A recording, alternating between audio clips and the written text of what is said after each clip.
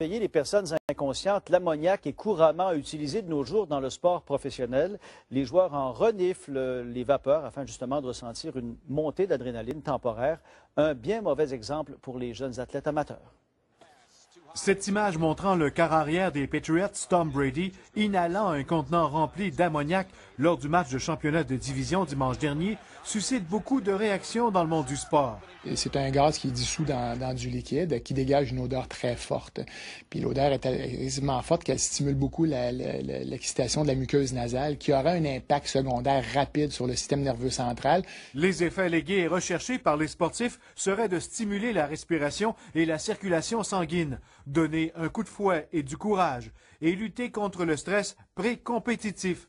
Cependant, l'ammoniac n'est pas considéré comme un produit dopant. On sait que l'Agence mondiale antidopage ne retient pas l'ammoniac ou les sels d'ammonium comme étant des produits dopants. Donc, ça montre à quel point qu'il y a un effet véritable sur la performance. Ça n'a pas lieu, là.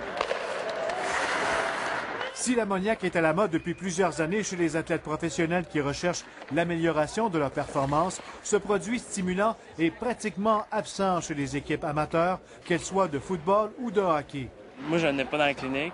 Si je vois des gars avec ça, c'est sûr que je vais leur en parler. Je vais leur dire, ben écoute, laisse ça chez vous. Je ne peux pas voir ça ici. C'est quelque chose de dangereux. C'est pas quelque chose que tu veux essayer, toi? Non, je suis correct avec mon petit Gatorade avant la game. Cette scène étonnante mettant en vedette un joueur étoile du monde de football, utilisant de façon régulière un produit dangereux pour la santé, est encore plus nocive par le mauvais exemple qu'elle propage. C'est très clair que les gens qui ont accès à voir ces scènes-là vont avoir tendance à vouloir rechercher ces produits-là en étant convaincus qu'il y a des effets véritables, et c'est là le danger. Puis c'est ça l'impact négatif, si on veut, de ce que nos pros